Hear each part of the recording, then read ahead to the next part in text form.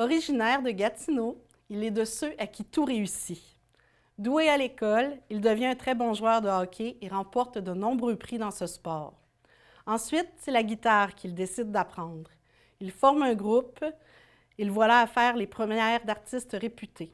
C'est en faisant l'objet de nombreuses entrevues que son intérêt pour le journalisme apparaît.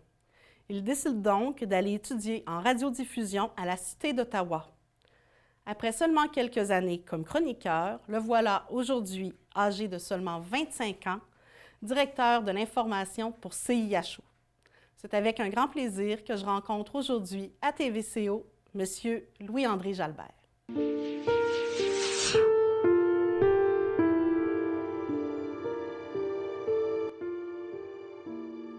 Alors, bonjour, M. Jalbert, bienvenue. Merci beaucoup, Pascal. C'est vraiment un plaisir de vous avoir aujourd'hui à l'émission. Hein? C'est un plaisir d'être ici. C'est les premières fois que je visite le studio TVCO, donc c'est un grand plaisir d'être ici, oui. Oui, toute une aventure de trouver le studio. Oui, non. Honnêtement, je me suis stationné à l'arrière du bâtiment, donc j'ai trouvé, j'ai vu les petites affiches, c'était parfait pour trouver justement, me repérer, trouver mes repères. Alors, M. Jalbert, on ne vous connaît pas, hein, vous venez juste d'arriver. Vous êtes ici depuis quand? Je suis arrivé le 14 novembre dernier dans Charlevoix. Ça, c'est une erreur d'ailleurs que je fais souvent depuis mon arrivée. Je dis à Charlevoix au lieu de dire dans Charlevoix. Ouais. En arrivant ici, je me suis dit que j'allais me pratiquer. C'était le meilleur moyen On de vous a me corrigé. Hein? Exactement, on m'a corrigé. Mais bref, je suis arrivé en novembre dernier dans la belle région de Charlevoix. Je suis parti de l'Outaouais. J'étais dans la vallée de la Gatineau. Je travaillais pour une radio communautaire qui s'appelait CAGA. J'étais journaliste là. Et puis là m'est venue l'opportunité de me déplacer dans cette belle région, découvrir un autre coin de pays du Québec que je n'ai pas encore découvert, puis c'est vraiment un plaisir d'être ici, oui. Je serais curieuse de savoir qu'est-ce qui vous a amené ici. Pourquoi vous avez choisi Charlevoix? En fait, je pense que c'est le fruit du hasard. J'ai reçu un courriel un beau jour m'invitant à une entrevue téléphonique pour un poste de directeur d'information pour la radio communautaire de Charlevoix, qui est le CIHO FM Charlevoix. Et puis, de fil en aiguille, j'avais pris 24 heures avant de répondre. J'avais envoyé ça à mes parents et à ma famille, à ma copine, un peu abasourdi. Puis, finalement, j'étais surpris parce qu'habituellement, c'est pas quelqu'un qui a une année d'expérience en radio professionnelle qui reçoit une invitation comme celle-là. En entrevue. Puis finalement, j'ai décidé de sauter dans le bateau et je crois que justement, quand je dis par hasard, c'est parce que de l'autre côté de la médaille, ils ne savaient pas non plus que j'avais seulement une année d'expérience. Ils m'avaient écouté à la radio, mais pensaient que j'étais plus âgé. Donc là est venue l'idée de m'envoyer un courriel et tout ça. Puis je crois que ça les a freinés, le fait que j'avais seulement 25 ans. Mais à force de discuter, je crois que j'ai bien vendu ma salade. Ben oui, vous les avez convaincus. Je les ai convaincus. Je crois que je les ai Puis convaincus. vous ne l'aviez pas marqué dans votre CV, seulement une année d'expérience. Non, je l'avais. Mais quand même, c'est une fierté pour moi de pouvoir arriver ici avec peu d'expérience. Je veux dire, c'est rare que quelqu'un de mon âge ait cette opportunité-là. Puis, quand j'ai commencé le processus d'entrevue, le processus d'embauche, en fait, je me suis dit, regardez, je saute dans le bateau et seulement l'entrevue en elle-même va être une expérience. Finalement, bon, de fil en aiguille, voilà le résultat. Je suis ici. Vous n'êtes pas déçu? Non, je ne suis pas déçu. Il y a dans le coin où j'étais, rien de méchant contre la vallée de la Gatineau. C'est un beau coin de pays. J'adore ça. Ça m'a permis, parce que moi, je suis résident, je viens de l'Outaouais.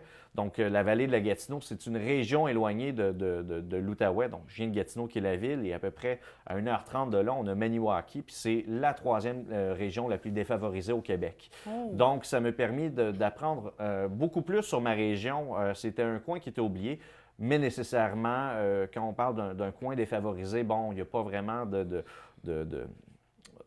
trucs pour les jeunes de mon âge, tu sais. qu'on puisse vivre nos expériences de jeunesse, tu sais. Pas de lieu de rencontre nécessairement. Il y en a pour les plus âgés, mais pour les plus jeunes, nécessairement, c'est plus ou moins facile. Donc, arrivé ici, bon, on retrouve un peu ça ici dans Charlevoix. Il y a des organismes communautaires qui sont impliqués. Juste ici, la Maison Mère, c'est incroyable ce qu'ils font. On pense à tous les organismes, puis les lieux de rencontre aussi, tu sais. Je trouve qu'il y a un bel engouement, que c'est ça, les gens s'impliquent, puis c'est un peu ça qui me donne le goût, qui m'a donné le goût de sauter dans le bateau de... Oui. Mais je pense que vous allez l'apprécier. Oui. Charlevoix se laisse découvrir Oui. Petit à petit, mais a de quoi Oui. charmer, ça, c'est sûr. Oui. J'aimerais peut-être ça qu'on... Bien, vu que l'émission est toujours un peu dans ce cadre-là, savoir d'où vous venez. Hein? On va essayer de mieux vous connaître. C'est qui ce monsieur Jalbert? Donc, vous venez de quel genre de famille, quel genre de milieu? Je viens d'une famille comme mon père aime bien le dire, on dirait une famille italienne. Donc, c'est une famille qui bouge beaucoup. Ma sœur faisait de la nage synchronisée. Moi et mon frère, on était des joueurs de hockey. On était des jeunes qui étaient très actifs. Donc, une famille classe moyenne de Gatineau. Quand même, une mère qui nous poussait justement dans les études, qui nous amenait à donner un deuxième effort dans nos livres de français, nos livres de mathématiques, surtout parce que c'est une statisticienne. OK. Votre père, lui, faisait quoi? Lui, c'était un travailleur social, donc c'était plus le côté social. Ben oui. Donc, c'était vraiment j'ai vraiment deux piliers qui ont fait en sorte que j'ai développé différents atouts, différentes qualités qui ont fait en sorte que je suis capable dans le plus rationnel, l'autre dans le plus émotif. Exactement. Exactement. Ça fait des belles bases. Qui m'aide dans mon domaine aujourd'hui, quand même, en radio en général. Oui. Donc, l'esprit d'analyse, mais en même temps, la compassion. Puis exact. Ah, c'est beau, mettre tes idées sur papier, mais y aller naturellement en même temps. Ouais. C'est un peu tout ça. Puis ça, c'est une photo, je crois, avec votre sœur? C'est ma sœur, Vous Laurie. avez plusieurs frères et sœurs? J'ai un frère, Dominique, qu'on a 7 années de différence, et ma sœur, Laurie, qu'on a 3 années de différence, moi et elle. En fait, 3 ou 4, là, j'oublie. Mais bref, oui, ça, c'est ma sœur, Laurie, puis ça, c'est mon frère, Dominique, deux personnes Donc, extraordinaires. Si je comprends bien, vous êtes le bébé? Je suis le bébé de la famille. Je suis le bébé. Ça va avec des bienfaits. Oui. Ça va aussi avec des effets quelque peu négatifs. Parlez-moi donc. Les mauvais coups que mon frère et ma sœur, parce que nous, on est une famille, même si je suis né en 1996, vu que mon frère et ma sœur, eux, sont nés dans les années 90, bon, on appelle ça des 90s kids, donc des enfants des années 90. Donc, nous, on a joué au Super Nintendo, des trucs comme ça, on jouait à l'extérieur, donc mon frère et ma sœur me faisaient toujours des mauvais coups, des peurs, des choses comme ça. C'était quand même commun, surtout ma sœur. Ma sœur, elle aimait bien ça, les soirées d'Halloween, prendre son petit frère de 5-6 ans, lui faire écouter un film d'horreur sans le consentement des parents, pour après ça se faufiler dans la chambre du petit frère, puis lui faire le saut, tu sais, des trucs comme ça. Donc, oui. De l'autre côté, ma mère de ce côté-là, elle, bon, mais si moi je désirais quelque chose, bon, j'étais le bébé de la famille. Vous avez été plus gâté que les autres. J'étais un petit peu plus gâté que les autres. Un peu plus protégé aussi que les autres. Donc, c'est ça, oui. Donc là, qu'est-ce que vos parents en disent que vous ayez plus que quitté le nid, que vous ayez changé de région complètement? Ça n'a pas été difficile. Ça n'a pas été difficile parce que mon frère, lui, était parti à un jeune âge de la maison, tout comme ma sœur. Mon frère, lui, qui a quitté pour Chicoutimi à l'âge de 17 ans pour jouer avec les Saguenay dans la Ligue junior majeure du Québec. Wow. Donc, mes parents étaient habitués de voir leurs jeunes enfants là, quitter le nid. Ma sœur, c'était à 18 ans qu'elle était partie dans une maison. Et puis, bref, de mon côté, on a attendu jusqu'à l'âge de 23-24 ans. Donc, je te dirais que avec l'habitude que les enfants partent à 17, 18, 19 ans, le 3-4 années de plus que je suis resté, c'est ça. Vous étiez presque considéré comme un Tanguy. C'est ça. Il y a eu des larmes, mais je ne sais pas si c'était des larmes de joie ou des larmes de tristesse. Je comprends ça.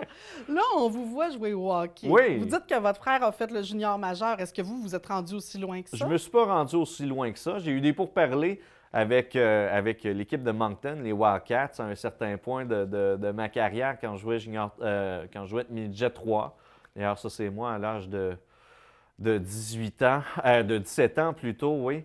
Avec un Euh, air fort sérieux. un Hein? air fort sérieux. Mais ça, hein, quand tu es un joueur de hockey, on n'a pas le choix de garder un certain sérieux. Ah Hein. Il y a oui. un décorum quand tu es un joueur de hockey. Il y a une fierté de Ah, pas vrai. porter ce logo-là, qui était l'Intrépide de Gatineau, qui était un de mes rêves quand j'étais plus jeune de jouer pour l'Intrépide de Gatineau avec mon coéquipier Yvan Mongo, qui aujourd'hui est capitaine encore de l'équipe de hockey des GGs de l'Université d'Ottawa. Un Ah, très bon wow. joueur de hockey.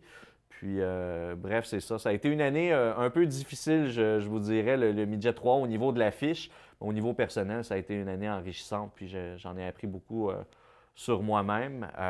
Ça, je félicite d'ailleurs le talent de photographe de la personne qui a pris cette photo. Donc, vous êtes Parce gardien que de but. je suis gardien de but. Je connais rien au hockey, mais quand même. Hein? Oui, oui, je suis gardien de but, puis on peut appeler ça un style unorthodoxe, là. En fait, j'étais quelqu'un qui ne j'avais pas vraiment de base. Je ne faisais qu'arrêter les rondelles. Donc ça, c'est mon père qui m'a montré ça, mon père qui était aussi gardien de but. Donc, on jouait sur l'instinct. On pouvait dire que j'étais vif comme un chat. Je ressemblais aux anciens gardiens de but, là, avec les pattes brunes, puis des fois pas de casque d'hockey. Ah! Oui, oui, oui. Je faisais tout pour l'arrêter, mais en même temps, je faisais pas nécessairement la bonne chose, mais je finissais par C'est quand même. c'est tirer quoi mon la épingle plus du jeu. grande récompense que vous avez reçue, le plus grand prix que vous avez eu comme joueur de hockey? Honnêtement, comme joueur de hockey, le plus grand prix, je ne suis pas quelqu'un, moi je suis un joueur d'équipe. Donc les prix personnels, honnêtement, vous me posez la question, je les ai oubliés. Là, on voyait ma photo avec le capitaine Yvan Mongo. On avait remporté la Coupe RDS pour notre équipe de hockey, donc celui qui avait accumulé Ouais. le plus de joueurs du match d'étoiles à la fin de la saison. Donc, c'était, en bref, une sorte de pointage. Première étoile avait 3 points, deuxième 2 points et la troisième 1 point. Et à la fin de l'année, on accumulait tous ces points-là. Mhm. Et la personne qui en récoltait le plus remportait la Coupe RDS. Donc, ça, c'était peut-être mon plus beau prix personnel que j'ai remporté. Je vous dirais, mon plus beau prix, ça a été quand même d'avoir une belle carrière, d'avoir côtoyé des gens Bien qui sûr. continue encore de performer dans un niveau professionnel. Puis je trouve que le hockey, c'est une belle école. C'est une belle école puis en fait, tous les sports d'équipe, c'est une belle école pour tous les jeunes. Ça montre une discipline de vie, mais aussi comment travailler en équipe et de respecter l'un, C'est vrai. travailler avec les faiblesses de l'autre et les forces et les faiblesses de chacun pour essayer de faire un tout, tu sais. Donc, c'est des choses qui m'ont touché. Malgré tout, j'étais quand même un joueur solitaire, j'étais gardien de but. Donc, moi, Hey, malgré tout ça, je devais connaître c'est ce que vrai. j'avais devant moi, puis bien, Ça doit quand c'est même ça. créer des liens, passer Oui, tant d'heures sur oui, la glace oui. Je avec, m'ennuie de ce temps-là, honnêtement. C'était une belle époque. C'était une Alors, belle époque. Ouais. vous avez arrêté le hockey, vous aviez ça 17 ans? Non, j'ai arrêté en fait autour de 19 ans, 19-20 ans. Je crois que j'avais fait mon bout de chemin. J'avais été choisi par l'équipe des Braves de Valleyfield Junior 3 en 2015. Et puis finalement, j'ai refusé de me OK. joindre à l'équipe. Tout simplement parce que ça me Ouais. tentait. Je savais qu'il il me restait pas beaucoup d'années derrière la cravate. J'avais un projet aussi. Vous sentiez que physiquement, vous ne pourriez pas évoluer Oui, beaucoup plus, là? ben, oui et non. C'était vraiment, c'était personnel, je crois. Le hockey, quand on est dans un sport qui, à un certain point, on monte dans un niveau qui est de compétition, Mhm. il y a le stress qui embarque avec ça. Il y a les entraînements tous les jours. Autant avec ton équipe de hockey, moi j'étais au sport-études aussi, à l'école secondaire. Donc Ouais. l'après-midi, c'était des entraînements. Le soir, c'était des entraînements. Je revenais de la maison, c'était l'école. Mm. Après ça, on a recommencé de cette routine-là. La fin de semaine, c'était des entraînements, c'était des parties. Donc, à un certain point, je suis arrivé à un stade de ma vie où est-ce que je me suis dit, ça ne me tente plus de me C'en casser la était tête avec trop. ça. C'en était trop. Je suis retourné dans ma ville natale. J'ai été profiter d'une dernière année de hockey avec mes amis d'enfance avec qui j'avais évolué dans le Junior B à Gatineau. L'équipe n'existe plus aujourd'hui, malheureusement, mais ça a été, je pense, la plus belle année de hockey de ma vie. Là où est-ce Celle que j'ai pour décidé, s'amuser, oui. on est là pour s'amuser, puis on avait quand même une belle année, une belle équipe compétitive, là. Donc, non, c'est ça. C'était une belle aventure, mais c'est ça. C'est super. Là, on va prendre une petite pause, M. Oui. Jalbert. On va aller regarder l'œuvre que vous avez choisie. D'accord? Puis on va revenir pour en parler. Super.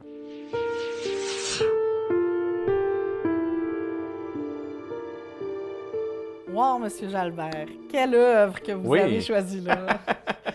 Parlez-moi-en, pourquoi pour vous il est si important ce roman? En fait, c'est seulement un roman que j'ai apprécié. Je pense que c'est à ce moment-là de ma vie, en fait, je recule il n'y a pas si longtemps, mais quand même au secondaire. Souvent, les profs de français au secondaire nous proposent des livres pour le lire. Après ça, on va avoir un examen basé sur l'histoire de ce livre-là. Donc, bref, le départ, le dénouement et ainsi de suite. Tout à fait. Et j'avais beaucoup de difficultés avec les propositions de mes professeurs. Et quand ma prof, Madame Kelly, que je salue si jamais elle finit par écouter cette entrevue, bon, nous a proposé ça, je crois que c'est le premier livre que j'ai dévoré. Je crois que c'est là que j'ai vraiment tombé en amour avec la lecture, puis de me rendre compte qu'il y avait un plaisir derrière Vraiment. tout ça. Le parfum, nécessairement, c'est pas... c'est un de mes livres préférés. Je crois que ça a été vraiment... ça a été un coup de cœur. Ça a été mon premier coup de cœur, en fait. Qu'est-ce que vous avez aimé? Plus le côté un peu trash quand même, hein? Oui. Ou le oui. côté aussi très sensuel là, pour C'est, lui de la peau des femmes, de l'odeur. Mais pas nécessairement, tu sais, parce qu'on était... Quand je l'ai lu, j'étais très jeune, donc je comprenais pas nécessairement tous les concepts, mais je pense que c'était cette insouciance-là. Je crois que c'était justement cet esprit de curiosité qui me poussait malgré ces segments de livres-là qui étaient un peu plus difficiles pour un lecteur qui était peut-être d'âge adulte, qui comprenait ce qu'il lisait. Peut-être que quelqu'un aurait pris des pauses, mais moi, j'étais tellement curieux, je me rendais compte que j'appréciais l'œuvre de M. Vraiment. Suskind. Oui, donc, bref, ça... Je pense pas, non, c'est pas le côté trash nécessairement ou la sensualité, Il y a plein de non. choses dans ce mais, livre-là. mais effectivement, c'est un livre qu'aujourd'hui, je suis sûr, je le relirai, je me dis, ah, mon Dieu, oh, oui, ok, Ça vaut je peut-être comprends. la peine. Grenouille, on ne l'oublie pas. Oui, oui. Donc, en tout cas, très belle œuvre. Oui, Vous oui, avez super choisi belle quelque œuvre, chose que puis je connais. Tu sais, il y a j'apprécie. aussi un film qui a été fait sur ce livre qui, je trouve que encore là, c'est super d'avoir aussi ce côté-là. Puis c'était la première fois, tu sais, souvent dans nous c'était Harry Potter dans notre temps. Donc Oui. bref, le fameux Harry Potter, tout le monde lisait les livres et après ça, quand les films étaient sortis, tout le monde faisait « Wow, c'est comme dans les livres » ou ce n'est pas comme dans les livres. Donc ça, c'était aussi ma première expérience de transférer un roman vers des images, tu sais, au lieu de faire le contraire, de voir le film et après ça s'intéresser au livre. Tout à fait. Oui, ça a été une belle expérience. Oui, ça devait être un bon défi parce que... Oui, quand même. Ouais. ouais. Est-ce que vous avez trouvé que le livre était bon, que le film était bon? Je crois que oui. Je crois que le film était très bon, comme le livre. Puis je me souviens, j'ai eu une très bonne note à cet examen-là. Là, puis souvent, on se retrouvait à l'examen, justement, puis il y avait des gens qui n'avaient pas lu le livre. Donc, j'étais quand même... j'étais étonné qu'il y avait des gens, puis c'est pas un livre qui fait l'unanimité non plus, mais que les gens qui l'ont apprécié l'apprécient. Donc, bref, moi, je l'ai apprécié. Oui, bien là, vous êtes un premier de classe, hein? Fait que... J'ai été premier de classe, mais j'ai choisi mes matières aussi. Il y a une nuance quand même dans tout ça. J'ai eu des très bonnes notes, mais j'ai décidé de ne pas aller en maths forte. J'ai fait mes sciences fortes par contre, mais j'ai décidé de ne pas aller dans mes mathématiques fortes. J'ai décidé de suivre mon rythme, de m'écouter. C'était pas mon champ d'intérêt, les mathématiques, au détriment de ma mère. Ouais, votre mère devait être très déçue. Oui, elle était très déçue. Ma sœur était plutôt fâchée parce que ma sœur, elle avait un peu été forcée de faire ses mathématiques fortes. Elle en a sué un coup, ouais. Je la voyais étudier là, de longues heures sur la table à manger pendant que moi, je jouais à mes jeux vidéo, tu sais, quand j'étais plus jeune. Les avantages encore d'être le premier de famille. D'être le bébé. On en parlait tout à l'heure, mais bref, tout ça pour dire que j'étais premier de classe, mais j'ai quand même décidé mes matières. Mais je pense aussi que le fait que j'ai eu cette liberté-là de mes parents, qui m'ont pas poussé, qui m'ont pas forcé à aller en mathématiques fortes, puis vraiment, t'es pas bien là-dedans, bien, regarde, continue. Je pense que en me faisant confiance, bon, je pouvais leur prouver justement que je prenais la bonne décision. Ouais, ils vous ont appris à vous faire confiance. Oui, ils m'ont Vous-même. appris à me faire confiance. Je leur ai aussi appris à me faire confiance. Ouais. tu sais.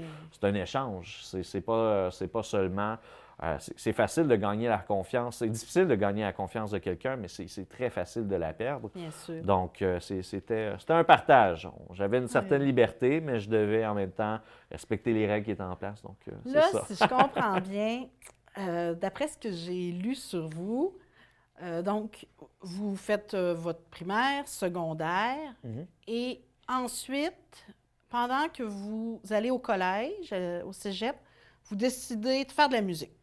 Oui, je décide de faire la musique avec un de mes amis d'enfance qui s'appelle Tristan Gay. Euh, Ça a été un projet qui est venu du jour au lendemain.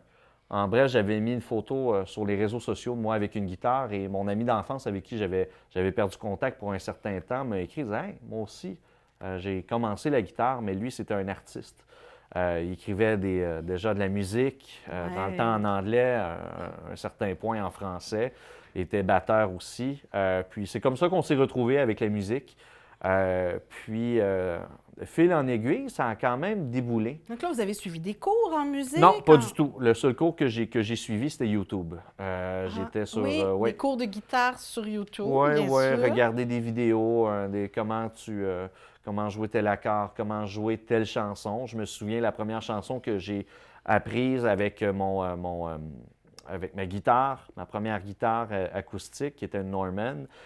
C'était Small Bump de Ed Sheeran, qui n'est pas une chanson facile à apprendre, là. On parle de picking et de trucs comme ça. Mhm. Mais j'étais tellement déterminé, j'avais tellement un but que finalement, je les maîtrisais assez rapidement. Puis à force de faire ça, d'apprendre des chansons, du Mumford Sons, du C.D. Color, du Louis-Jean Cormier, des artistes du Carquois aussi, qui était Oui, l'ancien bien groupe de sûr. Louis-Jean Cormier. À force d'apprendre ces chansons-là à la guitare, après un certain temps, on était capable déjà de composer nos propres chansons. Et c'est ça. Après seulement 3 mois, 3 à 4 mois, on commençait à écrire des chansons, à faire nos propres compositions. Ah, Et après 6 mois, on avait été sélectionné pour un concours de la relève à la Maison de la culture de Gatineau, qui est une des salles de spectacle les plus réputées au Québec, gagne beaucoup de prix. Puis c'était l'Outaouais, la relève de l'Outaouais en ça bref, faisait là. 6 mois que vous Ouais, commenciez à ouais, gratter avec la nous. guitare, Ouais, puis déjà. avec. Est-ce que vous l'avez gagné? On n'a pas été sélectionné, celle-là, à cette édition-là du concours. On nous a dit que, justement, on avait besoin de pratique. On est retourné à la planche à dessin. Puis, on avait beaucoup de plaisir. Pour nous, c'était une belle expérience encore. Puis, après ça, on a C'est été votre avec band? un...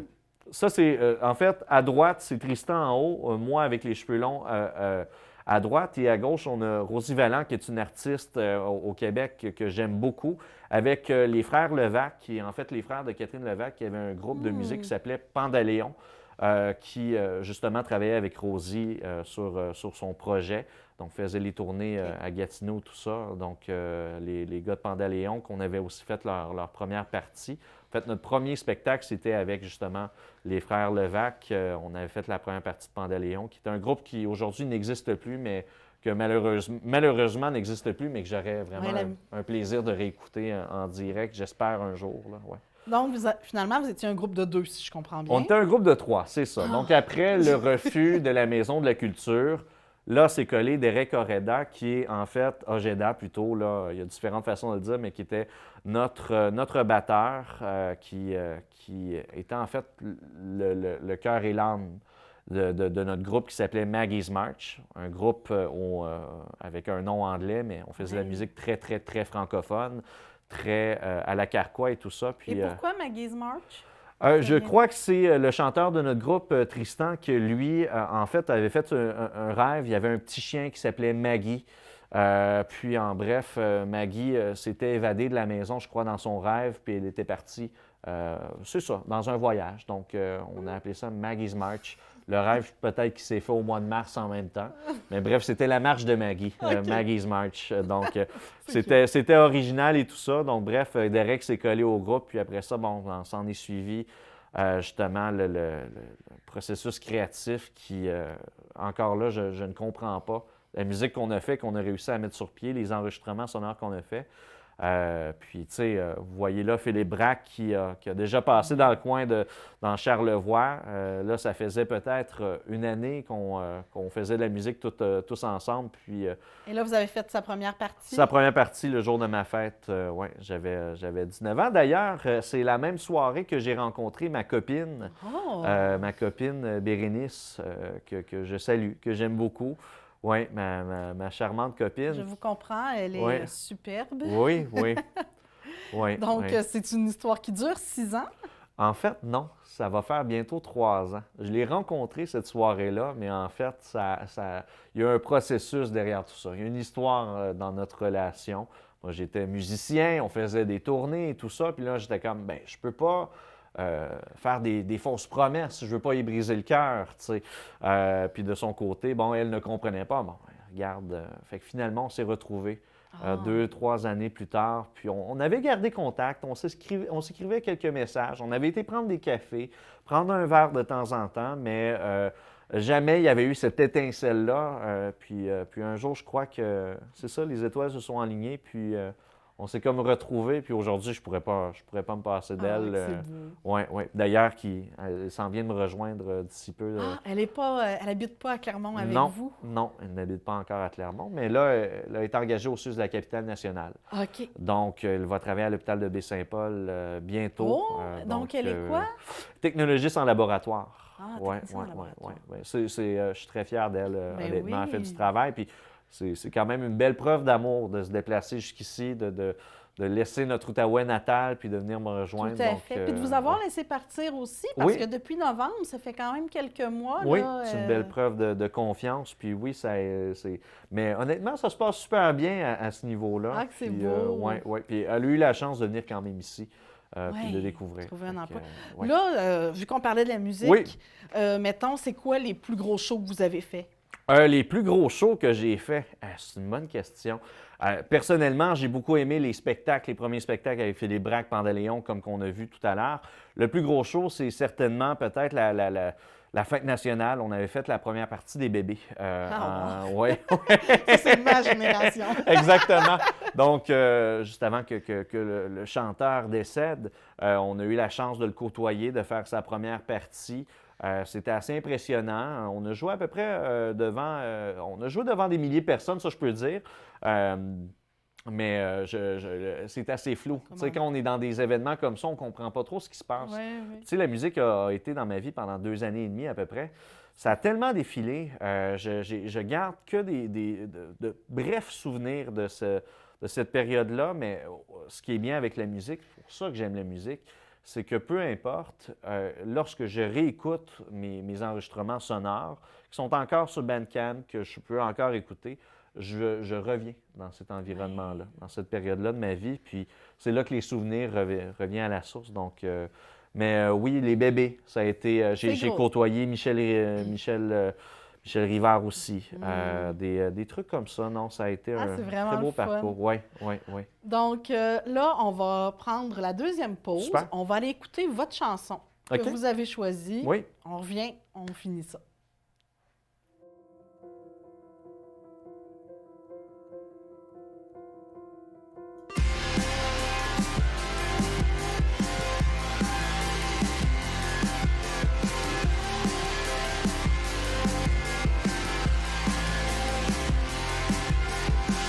Qu'est-ce qui jouait dans tes oreilles quand tu courais pour mieux brouiller la piste?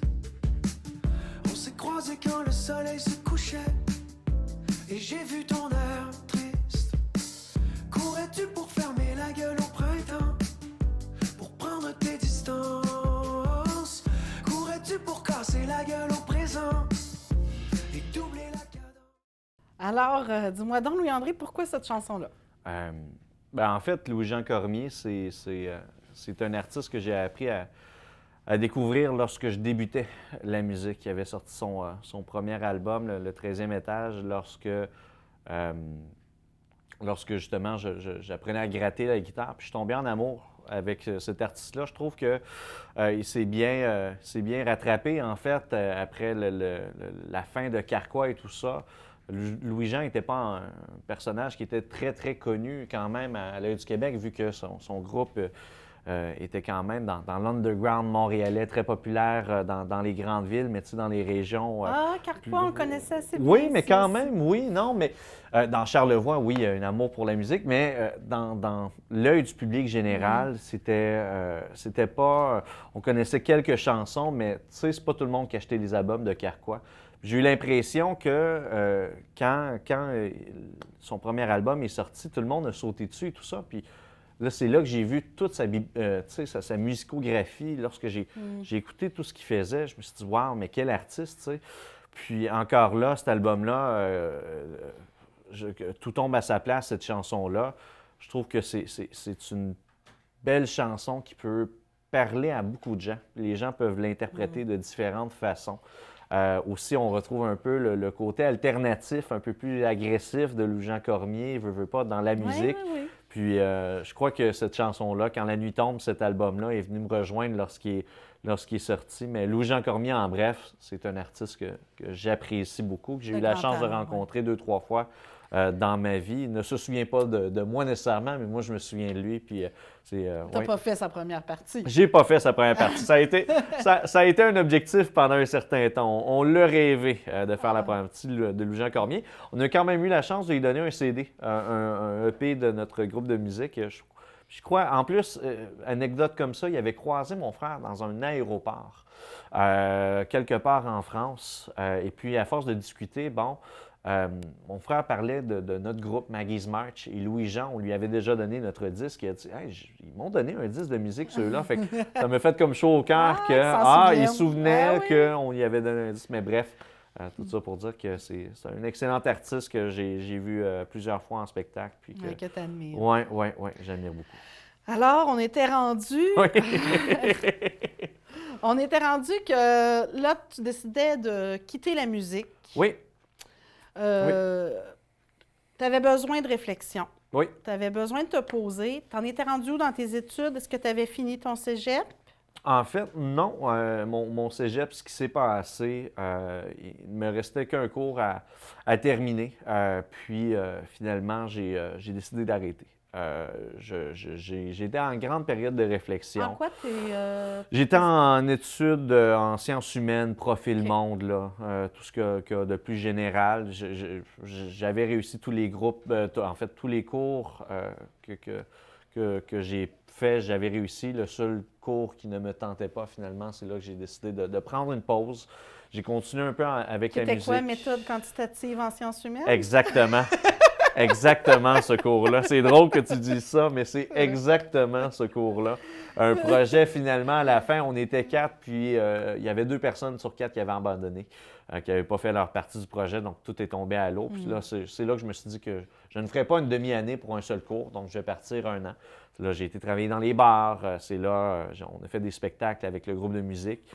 Puis à un certain point, j'ai décidé c'est ça, de tirer la plug là-dessus. Je crois que j'étais à une période de ma vie où je me posais des questions. Je n'étais pas bien sur une scène, je n'étais pas bien sous les projecteurs, je me cherchais beaucoup. Je voyais plusieurs amis réussir, aller à l'université, terminer leur cégep et tout ça. Moi, j'avais travaillé dans les bars.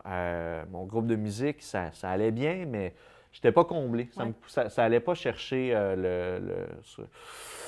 c'est ça. Ouais. Donc, qu'est-ce que tu as fait? En fait, je suis parti en Europe. Je suis parti en Europe 3 mois. J'avais économisé de l'argent lorsque j'ai travaillé comme barman pendant 1 année après mes études. Je suis parti 3 mois en Europe rejoindre mon frère. Ça, c'est la Rune. On était dans le sud-ouest de la France, moi et mon frère. Dans le BAB, donc Bayonne, Biarritz et Andelette. On avait un appartement là. Ça a été vraiment une belle période de ma vie. C'est là aussi que j'ai découvert que j'étais quelqu'un de sociable. Je pensais que j'étais plus réservé que ça. OK. Mais finalement, mon frère, lorsqu'il me sortait, ses amis avaient... c'est ça, je m'entendais bien avec ses amis, je m'entendais bien avec tout le monde. Donc là, mon frère venait me voir, il me dit « Voyons, comment ça, t'es sociable, toi? » J'ai dit « Ben oui, hein, ça a bien l'air que c'est une de mes qualités. » Mais oui, on a vécu des super beaux moments, moi et en fait, lui et moi.